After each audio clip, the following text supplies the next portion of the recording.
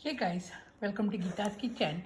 Today I'm going to share the recipe of how to make a crispy Karela. So this is basically a bitter gourd and in Hindi we called Karela and in Tamil we called Pagakai. Crispy Karela at your home. So for the crispy Karela what you need, here I chopped the Karela and take a pan, add 2 to 3 tablespoons of oil. Here I added 3 tablespoons of oil and I used this spoon guys. So for this recipe we need more oil because we are making the crispy one. So yeah, and in this I'm going to add the cumin seeds.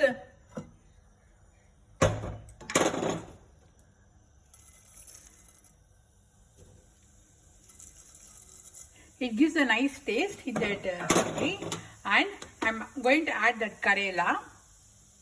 So here I added that chopped Karela and we have to mix all these things together along with the oil and the cumin seeds.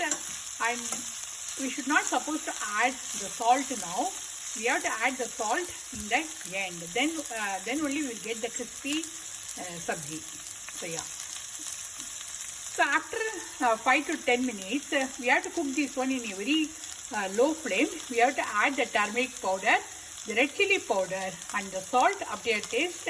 So I will show you everything. So we have to wait for 5 to 7 minutes. Can you see guys, the Karela has started becoming crispy and here I am adding the turmeric powder. So half a teaspoon of turmeric powder and here I am adding some salt. Up to your taste how much salt you want in your sabji. And we have to mix all these things together. So after adding the salt, we have to cook this one for another 5 minutes. And in the end, I will add the amchur powder. So here I am adding this amchur powder, dry amchur powder guys. It gives a tangy taste in the crispy Karela or kurkure Karela.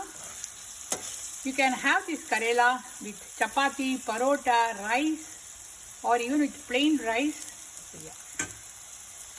So the kurkure Karela is ready to serve in my plate guys, and I'm having this one with the parota. So very tasty. Can you see how it crisp? So yeah, very crispy guys. Yeah. So this is a quick video of how to make kurkure Karela at your home. See you soon in another video. Bye.